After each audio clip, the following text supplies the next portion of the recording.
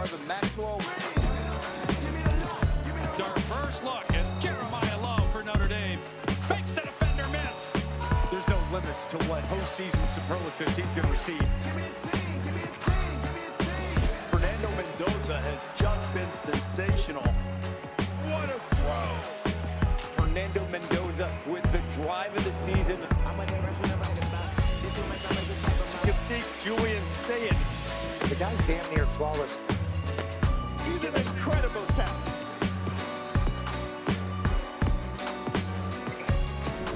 And the winner of the Maxwell Award for College Football Player of the Year is Fernando Mendoza. Boogie had 3 games where he completed 90% of his passes and threw for 4 touchdowns, the most by a quarterback in 3 decades. Before the ball was even snapped, he knew exactly where he was going with the football and the pinpoint accuracy he displayed time and time again. Getting Indiana in the right play, executing the right offense. He's been the best quarterback in America, and it showed. Mendoza becomes the second Indiana player to win this award, joining Anthony Thompson, the running back who won it back in 1989. It's been a historic season for Mendoza. The first Indiana player, as I mentioned, to throw at least 30 touchdowns, on pace to be the first to complete over 70% of his passes. And it's great to have Maxwell Award winner Fernando Mendoza joining us now. Fernando, first off, congratulations on winning the award. 33 touchdowns. You led the FBS in passing touchdowns this season. You're #1 in the country. You guys beat Ohio State. You have a bye. When you look back, you have the chance to look back. What's your favorite part of this season so far? Well, first of all, Mr. Nagandi, Mr.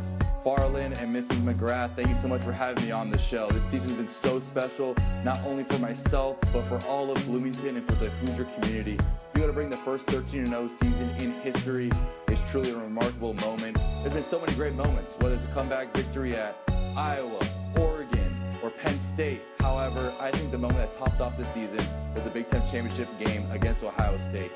But saying that, we are not done, and we look forward to making a strong run in the college football playoff. Fernando, one of my favorite things about you is your enthusiasm. I've done so many post-game interviews with players and coaches, and your post-game interviews stand out, specifically the one after that Big Ten championship win. You're so good at looking right into the camera, breaking down the fourth wall. Elite eye contact, I would say. What is going through you in those emotional moments post-game? Yeah, I'm usually overwhelmed by emotion. And in that Ohio State victory, I honestly just blacked out just because it meant so much to all of my teammates, all of my coaches, and the entire Hoosier Nation. We've been working for this moment so long, all through the hard summer workouts, spring workouts, and then culminating in fall camp, and then putting the cherry on top and winning the Big Ten title. Fernando, you were so excited. The one person that wasn't excited was your coach, Curt Cignetti. He didn't crack a smile. What's it like playing for a guy that confident? Coach Cignetti makes sure that we're always humble and hungry. He makes sure that there's no complacency in the building. Whether we just won the Big Ten championship or just had a great road win, he makes sure that he always reminds us that we need to clean up what's on film and that we could always get better. And I think that's what's so special about this team is that we truly attack every single game like it's the Big Ten championship game or it's a playoff game. Speaking of a game, let's go on the field for what I think is your defining moment. It's Indiana against Penn State. You get sacked the first play of the last drive, 1:51 left, and then you take your team down to score the game-winning touchdown. Take us through what was in your mind during those moments. Yeah, so we actually got an opportunity with 4 minutes left, and we stalled out. However, the defense did a phenomenal job, got a stop, and as we trotted onto the field, there was Mo Bamba playing, the students were loud, everyone was getting ready to rush the field, and we were all in the huddle and basically said to each other, hey, this is what we do.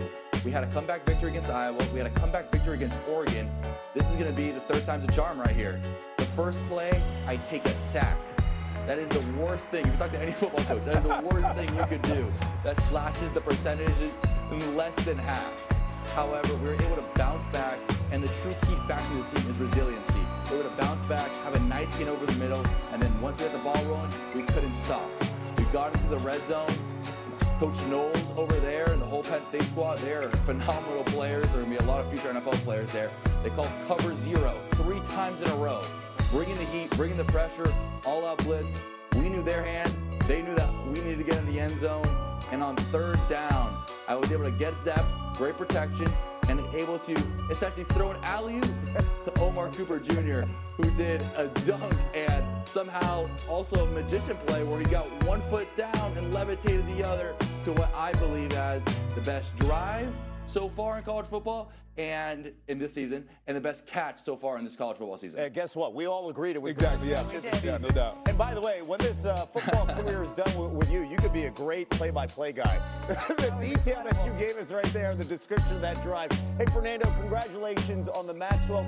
Congratulations on a phenomenal season, and I know you're collecting a bunch of postseason awards. Good luck, of course, in the playoff. Thank you for joining us. Thank you guys so much. Go Hoosiers, God bless. Fernando Mendoza is so likable. Absolutely love that interview with him, and he took home multiple awards tonight. So did Jeremiah Love, Kalani Sitake, the Buddy Tevens Award, Makai Lemon, the best receiver in the country, and Jacob Rodriguez, the Bednarik. And then some others, Caleb Downs with the Jim Thorpe Award, Tate Sandell, the Luke Rosa, Fernando Mendoza again, the Maxwell. Just so much talent that we were able to speak with tonight. And to Booger's point, it's so great to see these guys with their helmets off, to get to see some personality. Fernando Mendoza in his comfort zone, Yes. looking straight into the camera. You gotta love it. Locked in here. The thing that really stood out to me today, and I think for this whole season, okay, we got the Blue Bloods, Yeah. we got the Notre Dames, the USCs, the Georgias, the Texases, the Oklahomas that won awards, right? It's the Indianas, right? The losingest program just a couple years ago before Curt Cignetti. You've got Texas Tech, you've got Vanderbilt. We're highlighting guys from North Texas. That to me shows that the game's expanded even more leading into the playoff. No doubt. And speaking of the playoff, now that we've got all these awards and everybody's going to go on the banquet circuit and get some awards and have fun, we still have a playoff to play. Yeah. So in the playoffs, your best players have to show up and be at their best. Which one of these guys are going to step up? Although they won some hardware tonight, whose legacy is going to continue to grow throughout these playoffs? Because there's only one ring, and somebody's got to get an opportunity to win it. I can't wait to see who performs the best on the biggest stage. Yeah, and the mark of a great and legendary player is how far they're able to take their team. So Fernando Mendoza already cemented as a great for Indiana, but he can further do that in this college football playoff. Caleb Downs for Ohio State. Just so much talent that's going to be playing in the playoff as well. So it'll be fun to see. Okay, there's another storyline here too with Indiana and Ohio State. You get the bye. Yeah.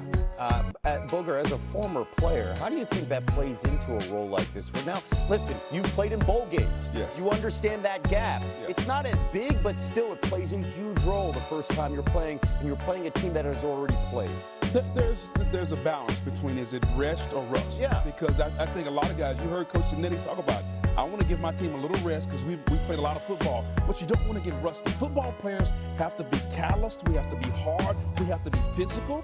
So there's a fine line. Which team can get enough rest but not get rusty? Every team with the first round bye lost last year. Yes, that's what Maybe stands that out. will change this year. I don't think Curt Cignetti's going to allow a loss. Not at all. Not after last year. I don't think Kirby Smart's going to allow a loss. At least that's the mindset, right? But the flow of playing this first week and that you have to win, it changes the mindset, right? No doubt. Not only do you kick, it's win or go home. To me,